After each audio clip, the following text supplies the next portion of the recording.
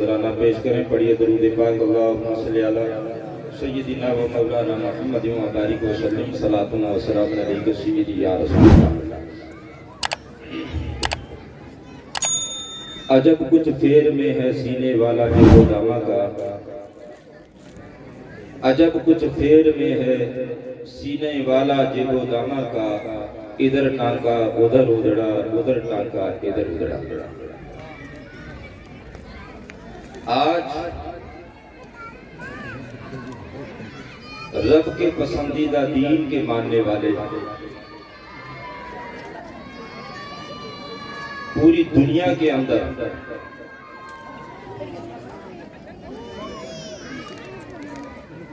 پریشان مصیبت زدہ مظلوم نظر آتے ہیں. وجہ کیا ہے اس کی اور اس کے اوپر بھی کوئی غور و فکر نہیں. معزز سامعین، اللہ تبارک و تعالیٰ نے کلام مقدس میں صاف ارشاد فرما دیا کہ رب کے نزدیک پسندیدہ دین وہ کیا ہے؟ صرف اسلام. اب یہ بتاؤ کہ جو رب کے پسندیدہ دین کو ماننے والا وہ کیسے اس دنیا کے اندر پریشان ہو سکتا ہے؟ وہ کیسے ذلیل و رسوا ہو سکتا ہے؟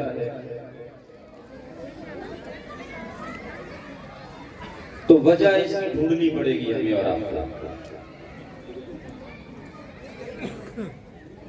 تلاش کرنی پڑے گی کہ وجہ کیا ہے. کہیں ایسا تو نہیں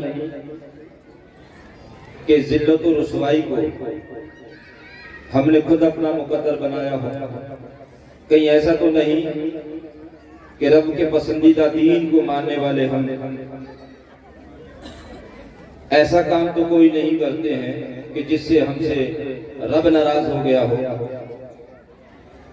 کوئی ایسا کام تو نہیں ہے جو رب کی ناراضگی کا سبب بن رہا ہو.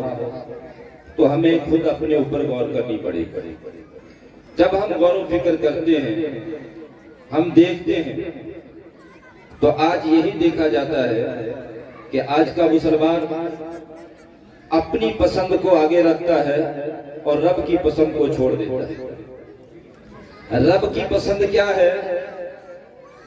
جب کوئی بندہ اسلام کے اندر داخل ہوتا ہے تو آپ جانتے ہیں کہ بندہ کلمہ پڑھتا ہے، لا الہ الا اللہ محمد رسول اللہ. کلمہ پڑھنے کے بعد زبان سے اقرار اور دل سے تصدیق کر کر رب کے پسندیدہ دین کو جب اپنا دین بنا لیتا ہے تو اس کے بعد کچھ ضروری احکام اس کے اوپر فرض ہو جاتے ہیں. نماز اس کے اوپر فرض ہو جاتی ہے، روزہ اس کے اوپر فرض ہو جاتا ہے. اگر وہ صاحب مال ہے تو زکوٰۃ اس کے اوپر ضروری ہے، اور اگر استطاعت رکھتا ہو تو اس کے اوپر حج فرض ہو جاتا ہے. لیکن آپ اور ہم دیکھیں کہ ہم نے مسلمان کے گھر میں جنم لیا ہے، مسلمان کے گھر میں پیدا ہو گئے، اپنے آپ کو مسلمان کہلوانے لگے، مسلمان کا نام رکھ دیا گیا. لیکن کیا ہمارے کام مسلمانوں والے ہیں؟ کون نماز کے لیے جاتا ہے؟ کون دین کے اوپر چلنے کی کوشش کرتا ہے؟ بلکہ بہت کم لوگ ہیں، ورنہ شریعت پر نہیں اپنی طبیعت پر چلتے ہیں. طبیعت چاہ رہی ہے نہیں اٹھنا تو نہیں اٹھے، طبیعت چاہ رہی ہے نماز نہیں پڑھی تو نہیں پڑھی، طبیعت چاہ رہی ہے کہ مجھے یہ کام کرنا ہے، چاہے وہ شرعی اعتبار سے وہ ناجائز کام ہو، لیکن طبیعت ہماری چاہتی ہے تو ہم وہ کام کرتے ہوئے نظر آتے ہیں. مسلمانوں یاد رکھو، آج ہمارے سامنے جلسے خوب ہو رہے ہیں اور ہمارے درمیان میں ایسی ایسی ہستیاں تشریف لاتی ہیں کہ جن کا چہرہ دیکھنا ثواب ہے، چہرے دیکھنے سے ایمان تازہ ہو جاتا ہے، لیکن کیا ہوا کہ ہمارے اندر تبدیلی کیوں نہیں آتی؟ کیا وجہ ہے کہ ہمارے درمیان میں تبدیلی نہیں؟ آج تبدیلی ہونی چاہیے لیکن نہیں، وجہ یہی ہے کہ ہم طبیعت پہ چلنے والے بن گئے ہیں، ہماری جو طبیعت کرتی ہے وہ کرتی ہے۔ سید راشد انور صاحب شمسی کچھ کہیں، سن لیا ہم نے لیکن کریں گے نہیں۔ سید راشد اشرف صاحب کچھ کہیں، سن لیا لیکن کریں گے نہیں۔ یہاں تک کہ ہمارے درمیان میں پیر و مرشد تشریف لاتے ہیں، بیان کرتے ہیں، لیکن ادھر کان سے سنا ادھر نکالتے ہوئے نظر آتے ہیں۔ کیا ہمیں پتہ نہیں ہے کہ نشہ حرام ہے؟ لیکن کرتے کیوں ہیں؟ آج اگر اس علاقے کے اندر لوگ ریشو نکالتے ہیں تو سب سے پہلے آتا ہے کہ مسلمان جہاں تعداد میں زیادہ ہے وہاں نشہ خوری زیادہ ہے، نشہ زیادہ بکتا ہے، اور وہ بہت سارے آپ بھی جانتے ہیں، اپنے گاؤں ہیں، اپنے نوجوان ہیں۔ وجہ کیا ہے؟ وجہ یہی ہے کہ باپ صبح کو اٹھتا نہیں، بیٹے کو اٹھاتا، بیٹا نماز پڑھ۔ باپ قرآن کھول کر دیکھتا نہیں، بیٹے کو کہتا ہے قرآن پڑھ۔ باپ نماز کے قریب نہیں جاتا، بیٹے کو کہتا نماز پڑھ۔ ایسا نہیں چلے گا۔ اگر آپ چاہتے ہیں کہ آپ نے اپنے گھر میں تبدیلی آئے، آپ چاہتے ہیں کہ ہمارا وہ جو عروج مقدر تھا وہ ہمارا باقی رہے، تو ہمارے درمیان میں تبدیلی تو ہمیں لانی پڑے گی۔ ہمیں شریعت پر چلنا پڑے گا، طبیعت پر نہیں چلنا پڑے گا۔ اگر شریعت کے اعتبار سے چلیں گے تو انشاءاللہ تعالیٰ کل بھی کامیابی تھی، آج بھی کامیابی ہے، اور آنے والے کل میں بھی کامیابی ہے۔ آج دیکھیے بڑی بڑی ہم باتیں کرتے ہیں کہ فلسطین کے اوپر ظلم ہو رہا ہے، ہم بھی کہتے ہیں، آپ بھی کہتے ہیں، لیکن ہم اور آپ کیا کر سکتے ہیں ان کے لیے؟ مظلوموں کے لیے کیا کر سکتے ہیں؟ مظلوموں کے لیے آج یہاں بیٹھ کر ہم دعا کر سکتے ہیں۔ کتنے لوگ ہیں کہ جنہوں نے دعا کی ہوگی، کتنے لوگ ہیں کہ جنہوں نے ان سے سبق حاصل کیا ہوگا، اور سبق حاصل کرنے کے بعد وہ مسجد میں پہنچے ہوں گے، اور مسجد میں پہنچنے کے بعد رب کی بارگاہ میں سر بسجود ہو کر ان مظلومین کے لیے ہاتھوں کو اٹھا کر دعا مانگی ہوگی۔ نہیں، بس صرف کیا ہے، واٹس ایپ پہ، فیس بک پہ ہم کھیل رہے ہیں، واٹس ایپ کا میسج آگے سے آگے بڑھا رہے ہیں، فیس بک پہ کر رہے ہیں، لیکن اس سے کوئی حاصل ہونے والا نہیں۔ دیکھیے یہ ٹھیک ہے کہ یہاں سے آپ وہاں کھانا نہیں پہنچا سکتے، یہاں سے آپ کپڑے نہیں پہنچا سکتے، یہاں سے آپ دوائیاں نہیں پہنچا سکتے، لیکن آپ یہ کام تو کر سکتے ہیں کہ مسجد میں جانے کے بعد، نماز پڑھنے کے بعد اپنے بھائیوں مظلومین، فلسطین کے مظلوم بھائیوں کے لیے آپ دعا کر سکتے ہیں۔ کیا نبی رحمت صلی اللہ علیہ وسلم نے ہمیں نہیں بتایا کہ مومن اس انداز میں ہے کہ جیسا ایک جسم ہوا کرتا ہے، اگر جسم کے کسی حصے میں تکلیف ہوتی ہے تو پورا جسم پریشان ہو جایا کرتا ہے۔ اگر کان دکھتا ہو تو بتاؤ کیا ٹھاڑیے کے کسی فرد کا کان دکھے تو صرف کان بے چین ہوتا ہے یا پورا جسم بے چین ہو جاتا ہے؟ کیا ہوتا ہے بھائی؟ صرف کان پریشان ہوتا ہے، پورا جسم بے چین ہو جاتا ہے۔ انگلی پہ چوٹ لگی لیکن تکلیف پورا جسم محسوس کرتا ہے، آنکھ میں تکلیف ہے پورا جسم تکلیف محسوس کرتا ہے، پیر میں تکلیف ہے پورا جسم بے چین ہو جایا کرتا ہے۔ تو ہمارے نبی نے تو آج سے 1500 سال پہلے ارشاد فرما دیا، اے مسلمانوں تم اس انداز میں رہو کہ جیسا کہ ایک جسم ہوا کرتا ہے، تو تمہارے کسی بھی بھائی کو تکلیف ہو تو محسوس تمہیں کرنا چاہیے۔ لیکن آج کیا کرتے ہیں ہم؟ اپنے دل پر ہاتھ رکھ کے دیکھو کہ ایک ہی ماں کے پیٹ میں 9 مہینے رہنے والا اور ایک ہی ماں کا خون دودھ کی شکل میں پینے والا بھائی، سگا بھائی ہو کر، اور وہ اپنے بھائی سے دشمنیاں نکالتا ہے، چاہتا ہے کہ بھائی یہ ڈاؤن ہو، کوئی نہ کوئی راستہ ڈھونڈتا ہے کہ کسی طریقے سے اپنے سگے بھائی کو پریشان کیا جائے۔ کیا ہو گیا ہم لوگوں کو؟ ایک دوسرے مسلمان بھائی کے لیے ہم ترقی کا راستہ ہموار کرنے کی بجائے اس کی ترقی کا راستہ روکنے کی کوشش کرتے ہیں۔ تو کہاں سے یہ تعلیم آئی؟ یہ تو اسلام کی تعلیم نہیں ہے۔ اسلام کی تعلیم تو یہ تھی کہ ایک جنگ کا میدان تھا، صحابہ کرام بڑے زخمی ہو گئے اور زخمی ہونے کے بعد پانی کے لیے آواز دیتے ہیں، العطش العطش، ہائے پانی ہائے پانی۔ اتنے میں پانی پلانے والا ایک صحابی آتا ہے، ہاتھ میں مشکیزہ ہے، مشکیزے کا منہ کھلا، پیاسے اس صحابی نے جو زخموں سے چور ہے ہاتھوں کو پیالہ بنایا، اور جیسے ہی پیالہ بنایا اور پانی ڈالنے والا تھا تو اتنے میں دوسرا پڑوسی صحابی ہائے پیاس ہائے پیاس ہائے پیاس کی آواز لگاتا ہے۔ تو یہ جو اس کی جان لبوں پر ہے، زخموں سے چور ہے، پیاس سے پریشان ہے، لیکن جب پڑوسی بھائی کی آواز آئی تو اپنے ہاتھوں کے پیالے کو ہٹا کر اور پانی پلانے والے کو کہتا ہے کہ مجھ سے زیادہ میرے بھائی کی ضرورت ہے۔ جب ان کے پاس جاتا ہے اور جانے کے بعد جب انہوں نے اپنا ہاتھوں کا پیالہ بنایا، پانی ڈالنے ہی والے تھے کہ پڑوس سے پھر آواز آتی ہے ہائے پیاس ہائے پیاس ہائے پیاس۔ تو اب وہ پیالہ یہ بھی ہٹا کر ہاتھوں کو ہٹا کر کہتے ہیں کہ نہیں، مجھ سے زیادہ ان کو ضرورت ہے۔ اس طرح سے پانی پلانے والا ایک سے دوسرے تک، تیسرے تک، چوتھی تک روایتوں کے اندر آیا ہے کہ 70 صحابہ کرام کے قریب میں وہ جاتا ہے، لیکن وہ پیاس ایسی ویسی پیاس نہیں تھی کہ 12 گھنٹے چل سکے۔ پیاس کا عالم یہ تھا کہ جب وہاں سے واپس ہوتا ہے پانی پلانے والا تو کیا دیکھتا ہے کہ ایک ایک کر کے سب کی روح پرواز کر جاتا ہے۔ یہ وہ ہے معاملہ، اس انداز میں اپنی زندگی گزارو۔ اگر کامیابی چاہتے ہیں تو عمل کی دنیا میں آؤ۔ سنا بہت ہے ہم نے آپ نے، لیکن اب عمل کی دنیا میں، خدا کے لیے عمل کی دنیا میں آ جاؤ، ورنہ یاد رکھو اگر کسی کے گھر میں آگ لگی ہے تو انتظار مت کرو کہ آپ کے اور ہمارے گھر میں آگ لگی ہے۔ اپنی مسجدوں کو اپنی سجدے کی پیشانیوں سے سجا دو، اپنی مسجدوں کو آباد کر لو، اپنے گھر کے اندر اسلامی ماحول بنا لو۔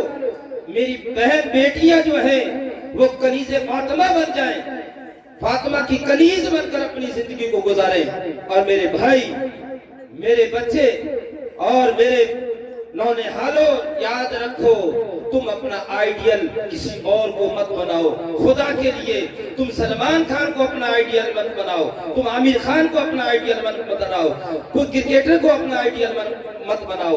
اگر آئیڈیل بنانا چاہتے ہو تو نبی رحمت صلی اللہ علیہ وسلم کو اپنا آئیڈیل بنا لو، حسنین کریمین کو اپنا آئیڈیل بنا لو، مولا علی کو اپنا آئیڈیل بنا لو، خالد بن ولید کو اپنا آئیڈیل بنا لو۔ جب تم صحابہ کرام کو اپنا آئیڈیل بنا لو گے تو خدا کی قسم کل بھی کامیابی تھی، آج بھی ہمارے ساتھ کامیابی ہے۔ خالد بن ولید رضی اللہ تعالیٰ عنہ کی زندگی دیکھیں کہ آپ سپہ سالار تھے، کوئی جنگ نہیں آئی۔ جس جنگ میں خالد بن ولید تشریف لے جاتے تو آوازیں آنے لگ جاتی تھی خالد بن ولید آ گئے، یہ جنگ تو مسلمان ہی فتح کریں۔ وجہ کیا تھی؟ ایک جنگ کے دوران خالد بن ولید رضی اللہ تعالیٰ عنہ کی گھوڑے کو ٹھوکر لگی، اور ٹھوکر لگتی خالد بن ولید زمین پر آ جاتے ہیں، اور آپ کا امامہ شریف پگڑی جو ہے وہ زمین پر گر جاتی ہے۔ دشمن ننگی تلوار لے کر سر پر کھڑا ہوا ہے، چاروں طرف سے یلغار ہے، تلواریں چل رہی ہیں، تلواروں کی دھاریں آپس میں بھڑ بھڑ کے چنگاریاں نکل رہی ہیں، جنگ پورے زور و شور سے چل رہی ہے، لیکن خالد بن ولید آواز لگاتے ہیں میری پگڑی لاؤ، میری پگڑی لاؤ، امامہ لاؤ، امامہ لاؤ۔ کوئی صحابی بڑا اٹھا کر امامہ دیا، سر پہ رکھا، پھر لڑنے میں مصروف ہو گئے۔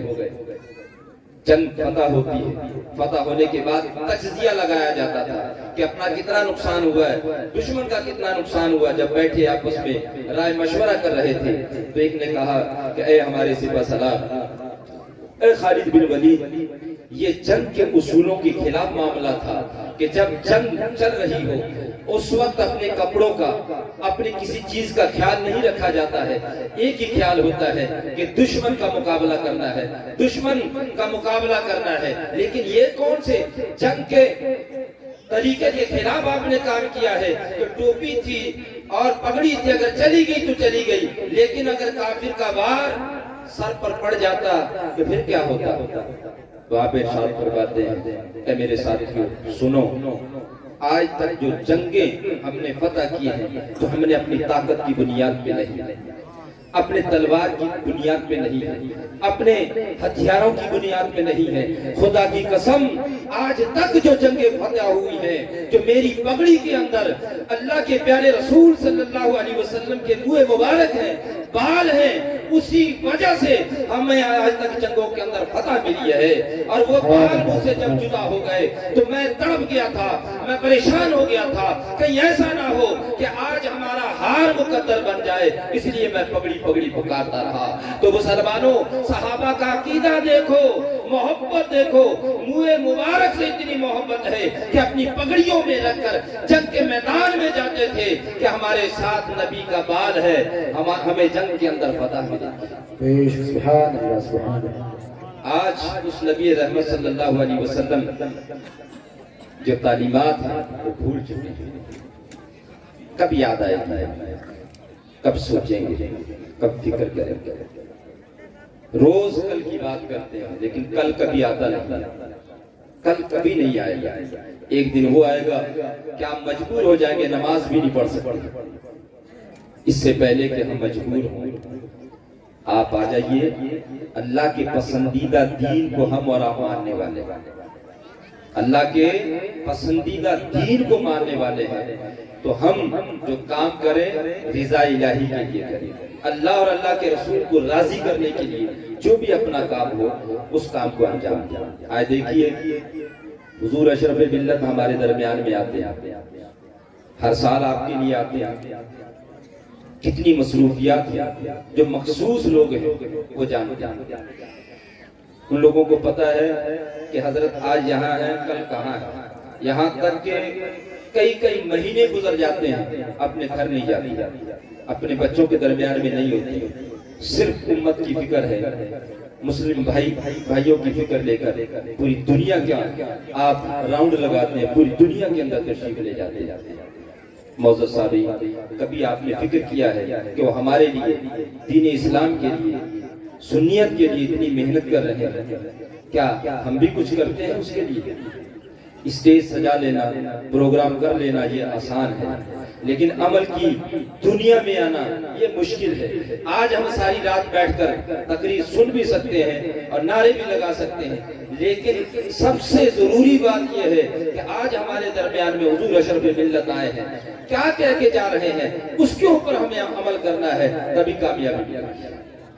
معزز صاحبین، یہ آل نبی اولاد علی ہے، یہ کوئی معمولی ہستی نہیں ہے۔ ہم نے دیکھا ابھی 9 اور 10 تاریخ کو اسی مہینے کی پوروانچل کے تمام لگ بھگ 150-200 وہاں علماء کرام تھے، ان کے اندر ایک ایسی ذات بھی تھی، ایک مولانا صاحب ایسے بھی تھے، انہوں نے خود بیان کیا کہ حضرت آج سے 2 سال پہلے تک میں آپ سے نفرت کرتا تھا، آپ کی ذات سے نفرت کرتا تھا، یہاں تک کہ ایک ہمارا اشتہار چھپا جلسے کا، اس کے اندر آپ کا نام تھا، صرف آپ کا نام ہٹوانے کے لیے میں نے 50,000 روپے دیے تھے۔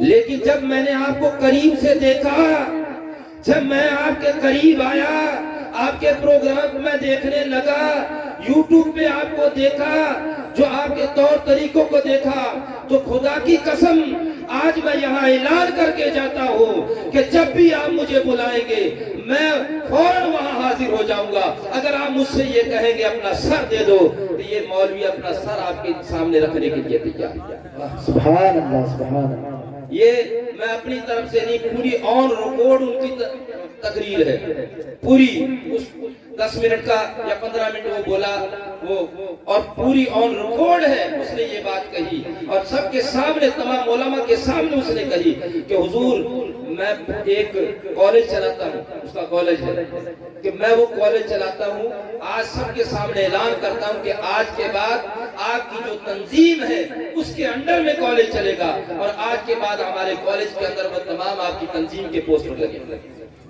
اور ایک اور آئے مولانا، انہوں نے بھی یہی بات کہی، اور یہاں تک کہ 4.5 ایکڑ لکھنؤ کے اندر انہوں نے کہا ہماری زمین ہے، حضور میں یہ چاہتا ہوں کہ آپ کی تنظیم کے اندر میں ہاسپٹل بنے۔ لوگوں نے دل کھول دیے ہیں کس لیے؟ کام دیکھ کر. لیکن اے مسلمانوں، آج بھی ہم پشو پیش پہ ہیں، آج بھی اس ذات سے ہم استفادہ نہیں اٹھا رہے ہیں. اس علاقے کے اندر سب سے زیادہ اگر حضرت نے ٹائم دیا ہے تو یہ ہنومان گڑھ ایریے کو دیا، ہنومان گڑھ ایریے کو دیا. مسلمانوں، بہکاوے میں مت آؤ. پورے ہندوستان کے اندر اگر کوئی تنظیم ہے تو ایک تنظیم ہے صوفی سنی مسلمانوں کی، آل انڈیا علماء مشائخ، اور اس کے صدر ہیں آپ بھی جانتے ہیں حضور اشرف ملت. بے لوث تنظیم ہے. آج ہم چھوٹا جلسہ کراتے ہیں تب بھی اس کے لیے چندہ ہوتا نہیں ہوتا بھائی چندہ. لیکن آج تک یہ بتائیے کہ آل انڈیا علماء مشائخ بورڈ کی کبھی رسید کاٹنے کے لیے کوئی مولوی آیا آپ کے پاس؟ کیونکہ یہ وہ ہستی ہے جب یہ منصوبہ بنا لیتے ہیں، جب اپنا موقف قائم کر لیتے ہیں، پوری دنیا ادھر سے ادھر ہو جائے لیکن یہ ہستیاں موقف نہیں بدلا کرتی. ہم لوگ موقف بدل لیتے ہیں کبھی کبھی حالات کو دیکھ کر، لیکن یہ وہ ذات ہے کہ جنہوں نے آج تک اپنا موقف نہیں بدلا ہے. لیکن افسوس، صد افسوس، آج تک بھی ہم بیچ میں کھڑے ہوئے ہیں، بیچ میں کھڑے ہوئے ہیں. ادھر جائیں ادھر جائیں، ادھر جائیں ادھر جائیں. میں یہ نہیں کہتا ہوں کہ آپ اور کہیں نہ جائیں، سب سے ملیں، لیکن یاد رکھو جو ہستی تمہیں کچھ دے رہی ہے، اور صرف یہاں ہندوستان ہی نہیں، ہنومان گڑھ ہی نہیں، پوری دنیا کے اندر اگر دیکھنا چاہتے ہیں تو حضور اشرف ملت کی پوری دنیا کی ویڈیو بنا کر، آڈیو بنا کر آپ سن کے دیکھیں کہ کتنا بڑا کام ہو رہا ہے. تو میرے بھائیو یاد رکھو، بیچ میں مت رہو، ملو سب سے، لیکن زبان پر ایک ہی نعرہ ہو کہ ہم آل نبی اولاد علی شہزادہ غوث اعظم حضور اشرف ملت کے ساتھ ہیں اور ان کی تنظیم کے ساتھ ہیں. کیا آپ سب ساتھ ہیں؟ ہاتھ کھڑے کر کے بتاؤ. ماشاءاللہ ماشاءاللہ. تو اب کیا ہے کہ تنظیم کا جو بھی پیغام ہو ہمیں ان کے ساتھ کھڑا ہونا، اور یہ یقین ہے، مجھے تو پورا یقین ہے کہ حضور اشرف ملت جو کہتے ہیں، جو کرتے ہیں، تو اپنی ذات کے لیے نہیں، ہم گنہگاروں کے لیے کر رہے ہیں، ہمارے لیے کر رہے ہیں. اگر یہاں ہنومان گڑھ کے اندر بھی کالج بنے گا، کوئی اسکول بنے گا، کوئی مدرسہ بنے گا، تو یہ کس کے لیے؟ ہمارے لیے. تو آئیے حضور کی تنظیم جو ہے آل انڈیا علماء مشائخ بورڈ، اس کے ممبر بن کر ہم ان کو اور مضبوط کریں. تنظیمیں ایسے نہیں ہوتی مضبوط کب ہوتی ہے کہ جب ان کی ممبر بنے، کیونکہ سرکاریں بھی دیکھتی ہیں، ممبر دیکھتی ہیں. ابھی ہمارے پنجاب کے اندر عید میلاد النبی صلی اللہ علیہ وسلم کی چھٹی نہیں ہے پنجاب کے اندر. اب کی بار آل انڈیا علماء مشائخ بورڈ کے لیٹر پیڈ کے اوپر 7 ڈی سی ڈسٹرکٹ کمشنر کو 7 جگہ پر وہ لیٹر پیڈ دیے گئے عید میلاد النبی کے ایک دن پہلے کہ یہاں سرکاری چھٹی ہونی چاہیے. تو پیپر کے اندر خبر چھپی کہ پنجاب میں آج تک کوئی ایسی تنظیم نہیں، کوئی ایسی کمیٹی نہیں ہے کہ جس نے حضرت محمد صلی اللہ علیہ وسلم کے لیے چھٹی مانگی ہو. ایک ایسی کمیٹی ہے، تنظیم ہے کہ جس نے حضرت محمد صلی اللہ علیہ وسلم کے پیدائش کے دن پہ، جنم دن کے اوپر چھٹی مانگی. یہ بتاؤ وہ 7 جگہ کا جب مکھ منتری کے نام جب وہ لیٹر گیا ہے تو کم سے کم آپ کی تنظیم، آپ کی محبوب تنظیم کا نام تو آیا اخبار کے اندر کہ کوئی نہ کوئی تنظیم تو ہے کہ جو چھٹی کا مطالبہ کر رہی ہے. تو بھائیو یہ یہاں آپ چھٹی کا مطالبہ اگر یہاں کریں، کوئی بھی آپ کام کرتے ہیں تو آپ کا کام یہاں تک نہیں رہتا ہے بلکہ پوری دنیا دیکھتی ہے. آل انڈیا علماء مشائخ بورڈ کے بینر کو پوری دنیا دیکھتی ہے. آج میں یہاں آ رہا تھا تو راستے میں IB والوں کا فون آیا کہ آپ کے پیر صاحب کا پروگرام راجستھان میں کتنے دن کا ہے. میں نے کہا آپ کو کیسے پتا؟ کہ مولانا صاحب چھپائیے مت، ہم لوگوں کو سب پتا ہے کہاں کہاں اشرف میاں جاتے ہیں، کیا کیا پروگرام ہوتے ہیں اور کیا کیا ان کا بیان ہوتا ہے. ہماری ٹیم وہاں پہنچتی ہے کیونکہ ہندوستان کے اندر ایک ہی ایسی ذات ہے کہ پورے مسلمانوں کو متحد اگر کر سکتی ہے تو اشرف میاں کی ذات ہے. اور یہ ایسے کہنے والی باتیں نہیں ہیں. آپ نے دیکھا بھی، مراد آباد کی کانفرنس دیکھی، بھاگلپور کی کانفرنس دیکھی، मुस्लिम महापंचायत बीकानेर की देखी तो लोगों को इकट्ठा अगर किया है, और सबसे बड़ी जो कॉन्फ्रेंस आपकी हुई ऑल इंडिया उलमा मशाइख बोर्ड की 2016 के अंदर, जो रामलीला ग्राउंड के अंदर सूफी कॉन्फ्रेंस के नाम से हुई, पूरा हिंदुस्तान ही नहीं बल्कि पूरी दुनिया के सूफी सुन्नी मुसलमानों को और उलमा किराम को हुजूर अशरफ मिल्लत ने एक स्टेज पे इकट्ठा कर दिया। और ये कोई आसान नहीं है। हम लोग सोच रहे थे आसान है, तो अपने रिश्तेदार को पाकिस्तान से बुला के दिखाओ। पहली बात तो हनुमानगढ़ गंगानगर का वीजा नहीं मिलेगा आपको। तो ये बताओ 21 मुल्कों के और वो नुमाइंदे अगर हमारे दरमियान में और सूफी कॉन्फ्रेंस में आए हैं, तो ये वो जात है अशरफ मिल्लत। तो आइए हम अहद करें कि ऑल इंडिया उलमा मशाइख बोर्ड का हमें मेंबर बनना है। ऑल इंडिया उलमा मशाइख बोर्ड को अपनी तंजीम तसव्वुर करना है कि हमारी तंजीम है, इसका बढ़ चढ़ कर हिस्सा लेना है। अगर ऑल इंडिया उलमा मशाइख बोर्ड कहीं बुलाती है तो हमें चले आना है। ऑल इंडिया उलमा मशाइख बोर्ड का कोई पैगाम है उसको मान लेना है। और आज हमारे दरमियान में हुजूर अशरफ मिल्लत जो थोड़ी देर में आने वाले हैं, जो कहें उसके ऊपर हमें अमल करना है इंशाअल्लाह ताला। अल्लाह तबारक व तआला मुझे और आपको सुनने से ज्यादा अमल करने की तौफीक रफीक अता फरमाए। व आखिरु दावाना अनिल हम्दुलिल्लाहि रब्बिल आलमीन। अस्सलामु अलैकुम व रहमतुल्लाहि।